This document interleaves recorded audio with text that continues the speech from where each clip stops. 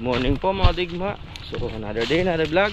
So dito na po tayo sa Telabangko. So sabog update po tayo. So ayan mga digma, yan na po yung sabog natin, oh. Malalaki na, oh. Kaso may may damo-damo na yan, ipil siguro yung bilog ng dahon na yan.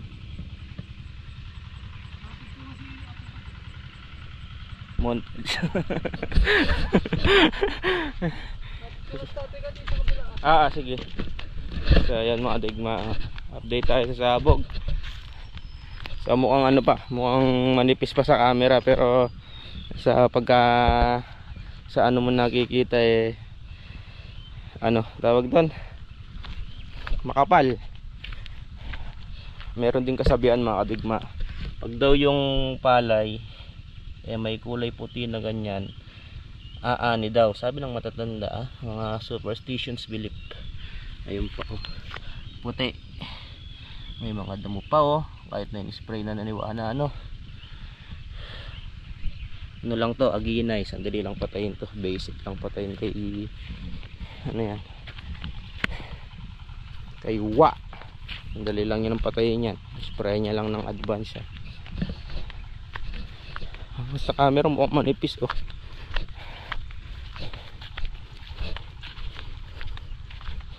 Pero lang yan, kainaman, mainam na mainam.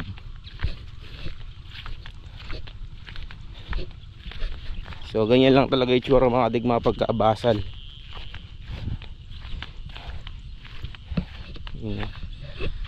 Gandun, tingnan yung pagkamalayo maganda tinitignan, pero pagkamalapit parang konti yung tanim. So kailangan na rin patubigan, kailangan na magbasa. So mula nung mga digma, hindi pa umuulan, puro ganyan lang, kulimlim. So okay naman. So yun, update ko lang sa inaani, naka 146 mga digma, average 71 yung ating inaani.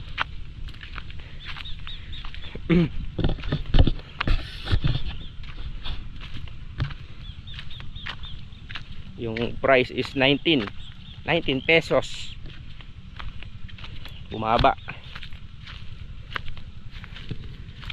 So kahit yung mga talong mga digma tawag din, pinatubigan na niwa. Kahit kami trabaho, hindi pa nayayarin tinatanggal yung mga bunga, hindi pa namin nayayarin tanggalin yung mga bunga. Pa ito, sa tatlong pa, tatlong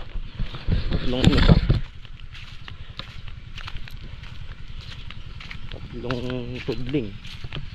So bali yun yung tatrabahuin natin ngayon, tatanggal tayo nyan. So sa pag-grass cutter, yung dulo na lang yung yung hindi pa yari, pero lahat yan malinis na mga digma. Tignan nyo po yung pagbabago kumpara dati, di ba? May pagbabago na nga. Dati puro damo, tapos nagano na rin mga digma, nag-uumpis na silang maglaglag ng bunga, oh. Yan, nagpapatubig din si Wado sa dulo, yung di nayari kahapon, natutubigan niya. Pagbabago. So tayo siguro ito i-grass cutterin natin mamaya, yung gilid, itong isang gilid na to diretso. Ganda na ng pagbabago, oh. Cover na sila.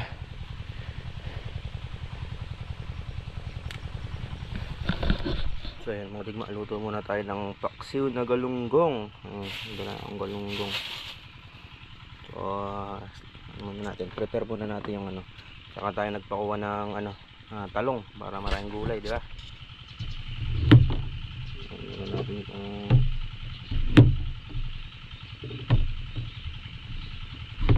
kaya mo luto to, tang? Na? Ito ang ewan mo. Kaya yan.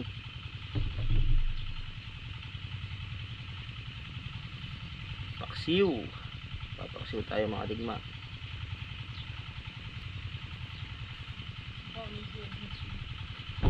Bra, tinanong ko kaya niyang luto to, ewan niya daw. Bumili ka pa sila.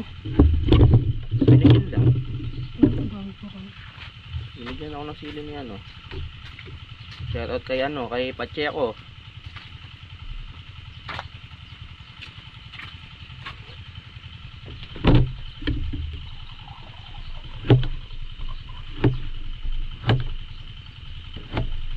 Sarap sa paksiw ito mga digma. Kaya talong oh. Fresh na talong. You know? Lagyan natin sa ilalim yung ibang gulay para hindi malusa yung isda. Dahing gulay oh. Ha? Puro gulay. Natin lagay sa itaas yung ano, ibang gulay. Saka yung ibang ano.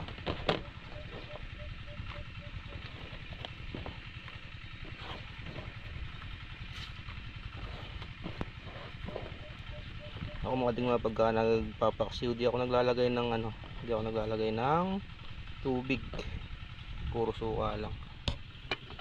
So yun mga digma, luto na. Itong nagsalang, yun o, lagyan lang natin ng konting mantika para masarap. Ito na yung paksi. Ito natin mga digma. Tikman.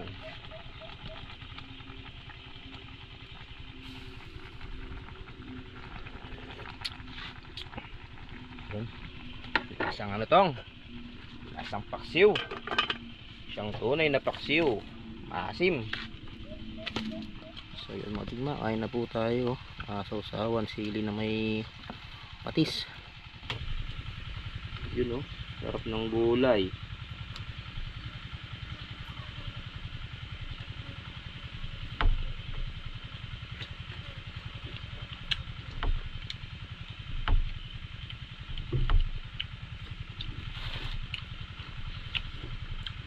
Kanya-kanyang pelto mga digma. Wala pang ano nalamesa dito.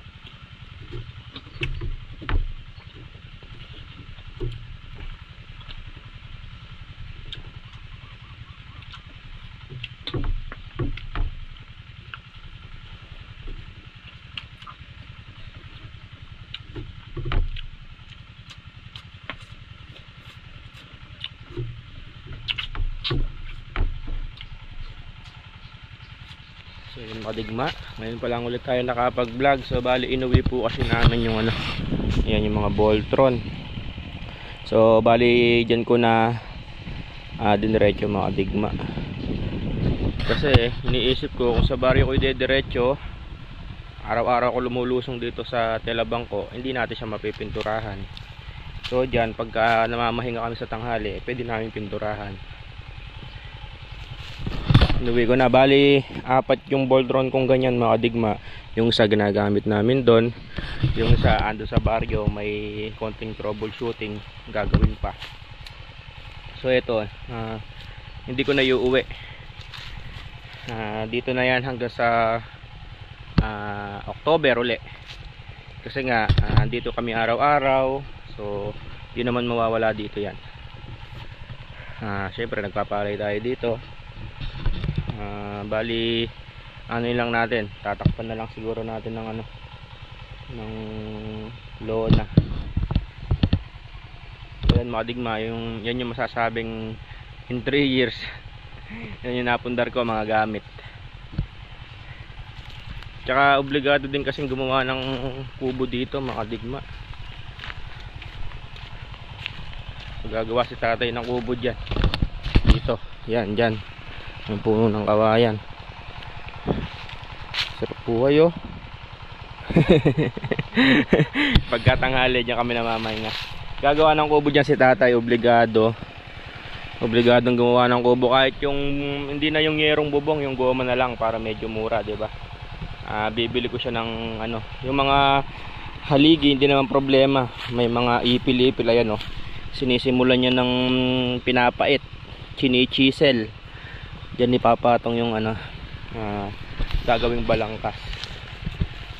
So bali meron din siyang nakuwang kawayan doon. Puputol siya ng panggawa niya ng kubo doon.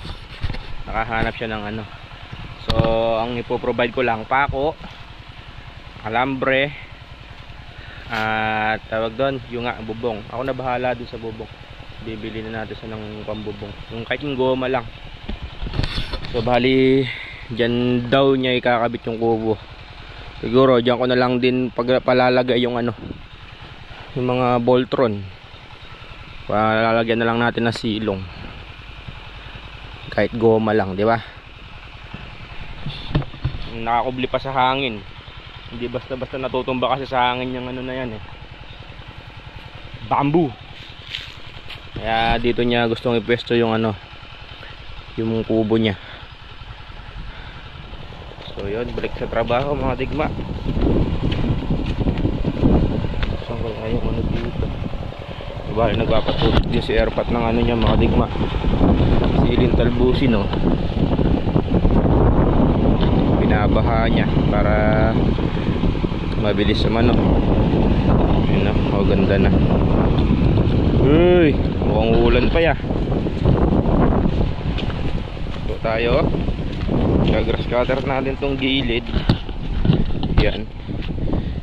Ito na lang, hindi ko nayayari itong gilid na to para lumitaw yung gilid na itong santudling.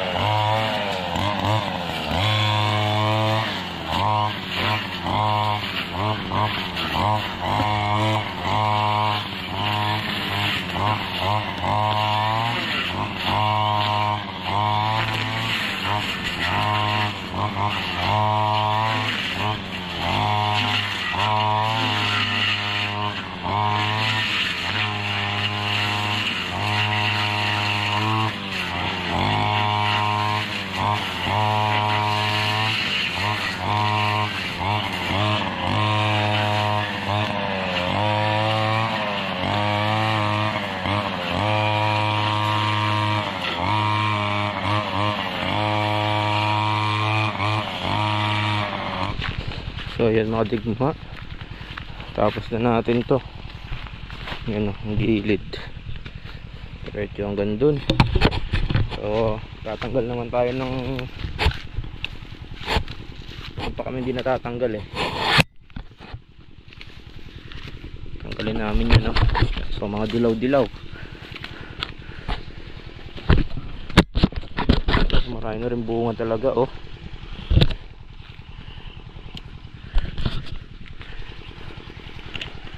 Kakain pa ng patabayan.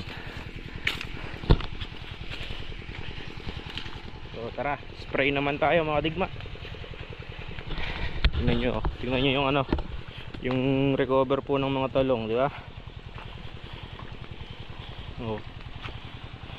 Spray na natin, kalinis. Ano, nakikita nyo na rin yung mga bunga, di ba? Spray natin. Start na tayo mga digma.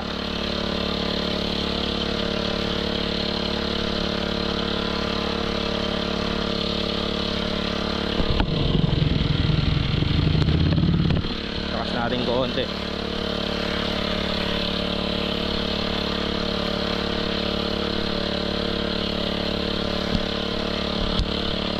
Para maalagaan na yung mga bulaklak.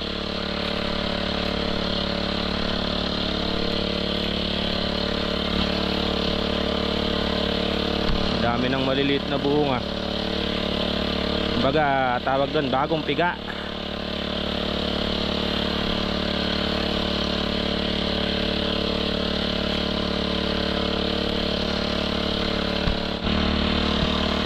Hello mga digma, oh. Bawi na sila. Nag-i-start na sila maglaglag ng bunga.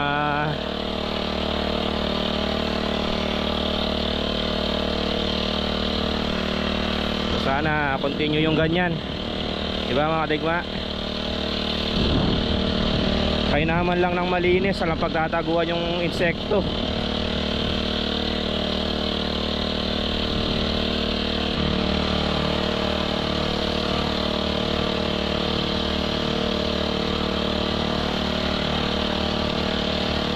Pag di namatay ba yung uod yan, malas. So yan mga digma, tapos na po tayo, tapos na mag-spray. JSL ting walang kapaguran. So dito na lang daw mga digma, patubig din kami dyan, no? Nalamayan niwa. So see you sa next vlog mga digma. Shoutout sa mga solid ka digma. Yun, dito na kayo isa-isahin. Maraming salamat sa walang sawang suporta. Next vlog mga digma, and ciao, merci.